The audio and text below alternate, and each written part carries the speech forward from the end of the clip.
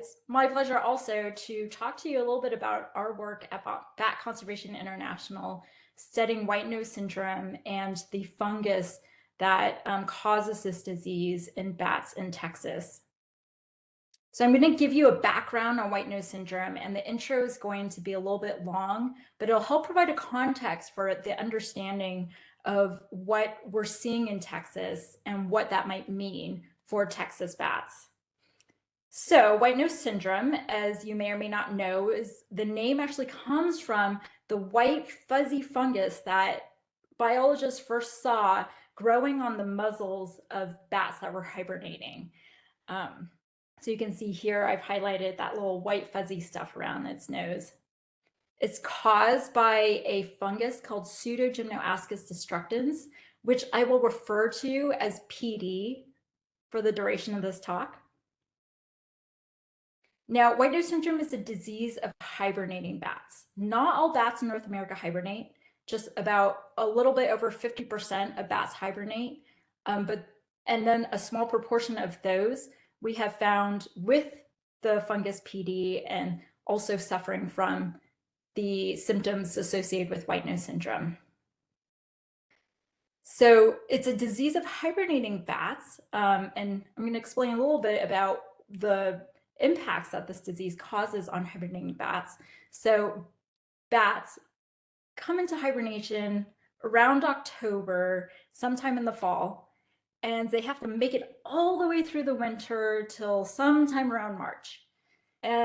So what they do is they have to basically shut their body down so that they can conserve energy and make it through these long winter months.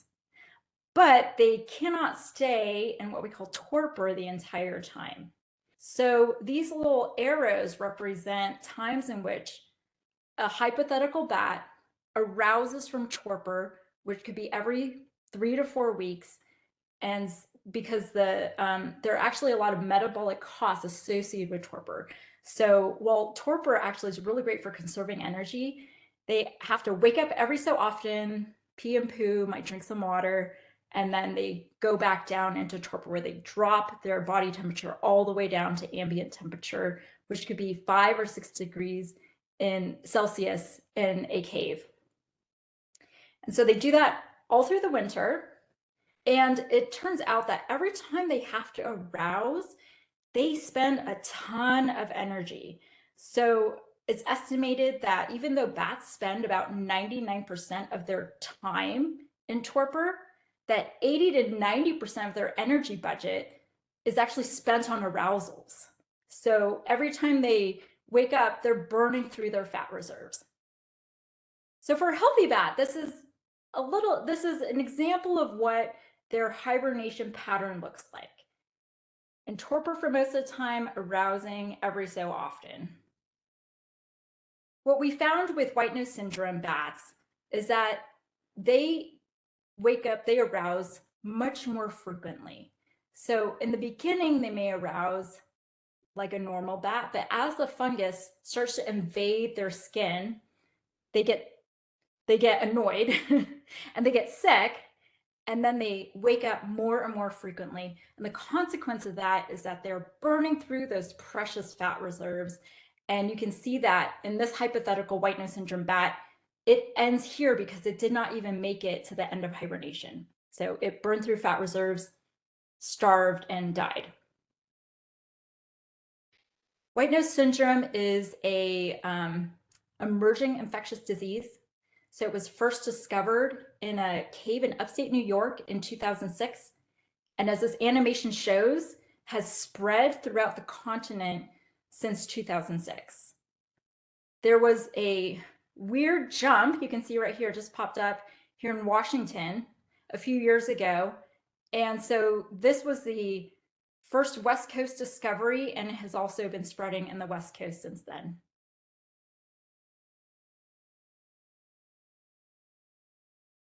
So there are a couple ways that we are monitoring bats and measuring the impacts of white nose syndrome. The first is actually by going in and counting bats when they're in hibernation. They are fairly fight-sidelic, so we can go in and actually see how those populations are changing over time.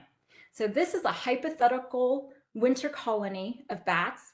And here you can see that the biologist has come in every year since 2014 to count these bats. And here are the actual counts of those bats over time. Now, in this hypothetical site, PD was first detected in 2017. And I want to introduce to you this term that we use, years since PD detection. So if that first year was a 2017, that makes it the 0 year, the initial invasion year of PD detection at that site. And so then from there, we can count forward on how many years it has been since PD first arrived and invaded that site. The other metric we can get from this is a measure of impact. So what happened to that population once PD arrived at that site? And this hypothetical colony, it started at 104 bats. 4 years after the first detection of PD, there were now only 8 bats, representing a 92% decline in that population. So these red circles that I'm showing here represent the relative size of little brown bats.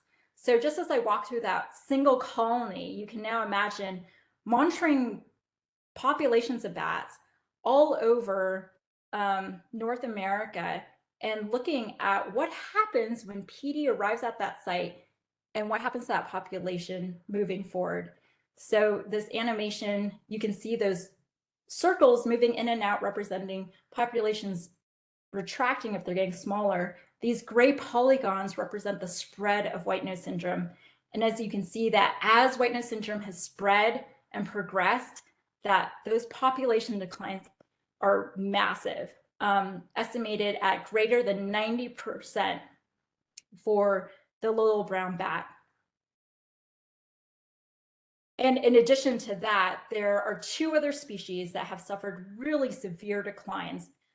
Myotis tensionalis, the northern long-eared bat, which was just listed as an endangered species by the U.S. Fish and Wildlife Service, the tricolored bat, which is proposed to be also listed as an endangered species, and the little brown bat, one of the most common bats prior to white nose syndrome in North America, is currently under review for listing under the Endangered Species Act. The other thing that we can measure and that we have measured as white nose syndrome has spread is the disease progression. And we do that by actually taking a swab and swabbing the wing surface and the muzzle of bats. And we then submit that to a lab to see if we can detect the fungus, the presence of the fungus. Now, I think you all are probably familiar with swabbing in this COVID era. So it's very much of a similar practice. And so one of the pieces of information that we get from these swabs is not just whether a single bat was tested positive, but if we sample a proportion of bats in that cave, we can get an idea of how many bats are actually infected with the fungus. So here again is a hypothetical colony. And it also had PD first arriving in 2017.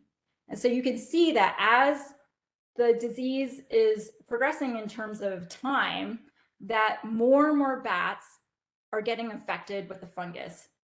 And in this hypothetical situation, in year 4, 100% of those bats are infected with the fungus. The other piece of information that we can get from this, it's not just yes or no, was that bat infected with PD, but how much of the fungus is on that bat? Or in other words, what is the pathogen burden on bats in this cave? And so in this hypothetical situation, again, you can see that the pattern is very similar to what we see in PD prevalence, that as time goes by, bats get more and more pathogen burden.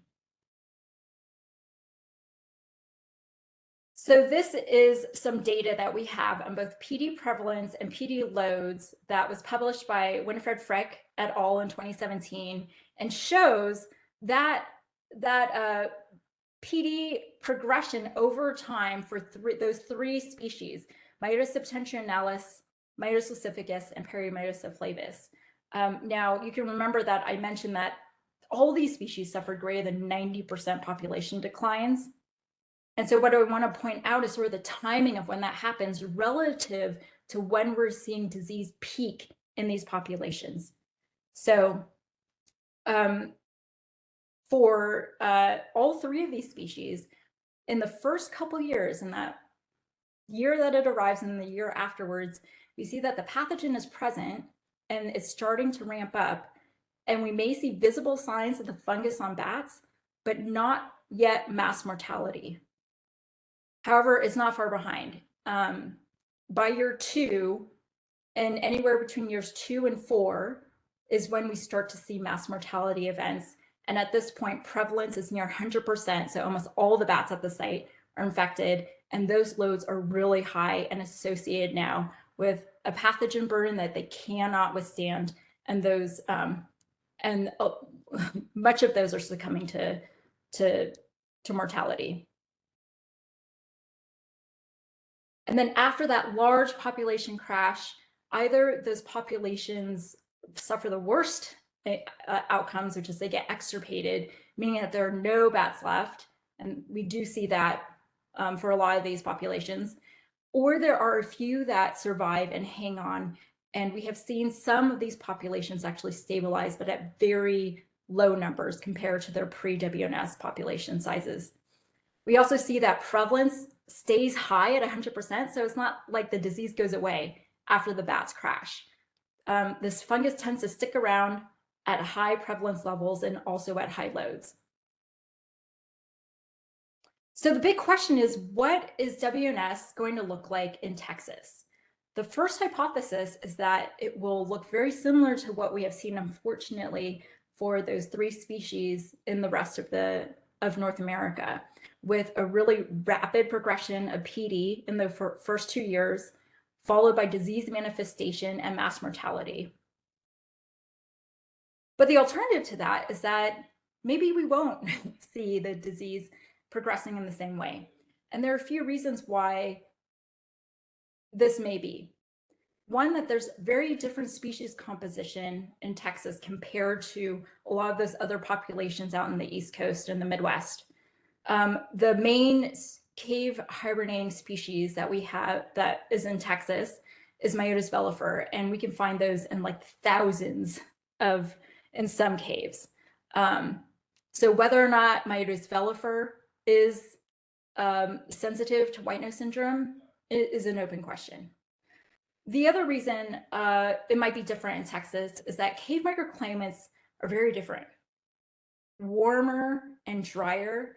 And what we know about the fungus is that it really likes colder and wet environments, cold and wet environments. So there's a optimum temperature. And so it's possible that Texas caves might just be outside of that optimum temperature and humidity for PD. And then the last thing that may save bats in Texas is that there are shorter and milder winters in Texas compared to other parts of North America. And so if bats don't have to make it through the winter as long, perhaps they can also be saved of the impacts of white nose syndrome.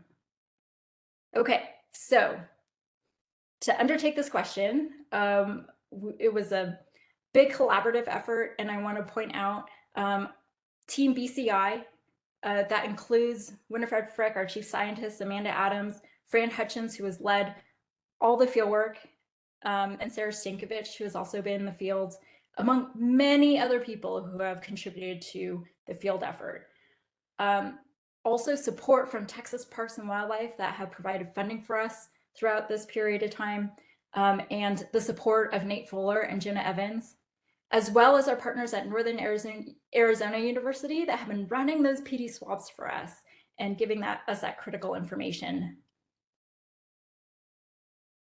So we have been working in Texas since 2012 and doing long-term monitoring at 11 sites, with a focus on Myotis velifer, which comprises most of the sites.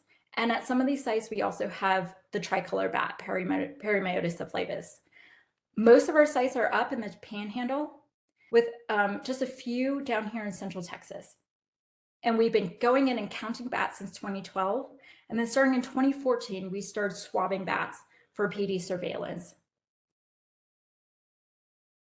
So I want to remind us again that this is the context to which we're comparing dynamics in Texas. So what are we going to see in comparison to this? Okay, so here are the data, hot off the press. Okay, so here on the top is PD prevalence with years since detection, here on the x-axis. And PD first showed up in Texas in 2017. So each of these lines is a different site. And you can see that here in the first 2 years, that would be coincident with what we saw as PD invasion at the other sites, that it's PD prevalence and PD loads are staying low. They're low to zero in Myotis velifer. And that is in sharp contrast to what we see in Myotis lucificus. When those first 2 years, PD is already ramping up very quickly. Okay, so that's good news so far. Okay, now we're going to extend the x-axis out a little bit more. And what we see now is that PD is starting to increase, but it's still staying pretty low here in the next 2 to 4 years. So when Myotis lucificus is already experiencing epidemic stages of the disease, Myotis velifer, is still in that more of an invasion stage. So with no real evidence of white noses or disease and no population declines. Oops, keep going backwards. Okay, and so what we would actually characterize the PD progression in Myotis velifer in Texas is more of a delayed invasion. So rather than like a really rapid invasion within 2 years, it looks like for Myotis velifer populations that PD is staying low and invading now 4 years after it has first arrived at these sites. And now where we would see ramping up is actually starting to happen years 5 and perhaps plus. We have to see what's going to happen next year, right? But jumped ahead. Okay, so we see that PD is now starting to ramp up after delayed invasion Myotis velifer, and Fran Hutchins, and I think Nate, you were out there too, saw the first white nose on a Myotis velifer up in those panhandle sites this past winter. We have also been sampling Perimyotis subflavus, a tricolor bat, and I'll remind you that this is one of the species that's been really hard hit by white nose syndrome in other parts of the country. So with around 93% population declines and currently proposed to be listed as an endangered species in the US. So we see very similar patterns in Perimyotis subflavus where there's a delayed invasion, but in these sites, it looks like both prevalence and loads are starting to ramp up. I do want to point out that amongst our 11 sites, we do have a few sites that are not progressing. And so they're here, highlighted here on the right side for both Myotis velifer and for Perimyotis subflavus.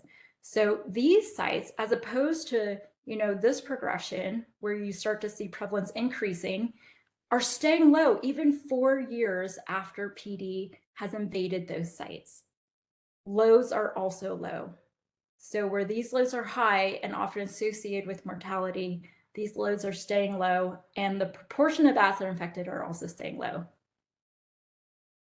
Big question is why, right? We don't know yet, but definitely something that is interesting to explore. Do you mind if I pop in real quick? Yeah, absolutely. So when you're showing those data, is that a combination of both the Panhandle and the Hill Country sites? Or that's correct. Okay? So it's a combination of them, because we have just to clarify for the audience, we have had there has been confirmed mortality from white nose syndrome in Myotis velifer in the Hill Country from like 2020, yeah. But we're having some very confusing patterns that match what Tina's showing in the Panhandle populations up in northern Texas. So we've got these two different populations that are behaving in very strange ways. So just wanted to throw in that little point, and I'm sorry if I'm jumping ahead of you. No, actually, that's really, I appreciate you bringing that in, because I wasn't sure how much I should talk about what happened in Central Texas, since we were not monitoring those populations.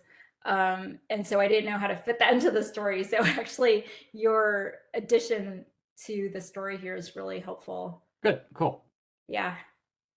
Yeah, so let me go back up to the map just so folks can get some grounding on where this is happening spatially. So the majority of our sites really are up here in the Panhandle. We have just 3 sites here in Texas, but they're mostly tricolor sites, and they also don't have as much long-term sampling. So we really only have a few years of information from these sites.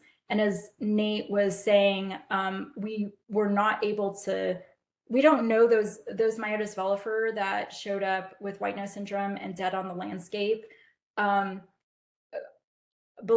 me if I'm wrong, Nate, we don't know where they came from, but we don't believe that they're represented by our sites. Yeah, it's yeah, hard to say. We don't know where they came from. They were scattered across 18 counties in the sort of Austin, San Antonio, Kerrville area.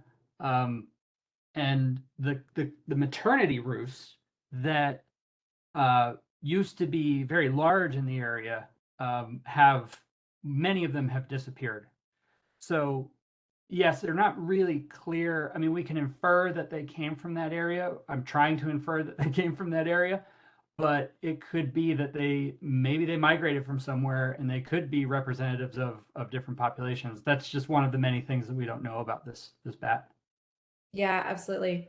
But I do think that the knowledge that velifer were found with white nose syndrome, and we know that they can suffer mortality from it, is an important piece of information. Yes. So that leads us back to those former hypotheses on what is happening in Texas and what is it going to look like as we move forward. So even though we have found dead velifer on the landscape, we haven't been able to track it with our data yet. We haven't seen those mass mortality in the colony counts that in the bat monitoring surveillance that we've been conducting so far. Doesn't mean it hasn't happened in Central Texas. But the real question is, will it happen in our Panhandle sites where we do have a lot of good long-term monitoring data? So it turns out that hypothesis 1 and 2 do not fit what we see with these data. And rather, it's a hypothesis 3, that PD invasion was delayed and then progressed very rapidly. And so the question is, for these sites, will white nose syndrome manifest? Will we see mass mortality follow at these sites? And those are still big unknowns. Oh, yep, and here I'm just repeating myself, that there's delayed invasion. However, PD is now progressing rapidly, but it doesn't appear to be progressing at all sites. And so this leads to a lot of questions, right? So why that delayed invasion initially, and why did it start to take off? Why are some sites progressing and others not? And will we see mass mortality, like we've have some indication that there has been mortality events in Central Texas? And then what can we do about it? And so that's where I'm going to leave us at that cliffhanger. I want to thank you all for your attention and be happy to take questions at this time.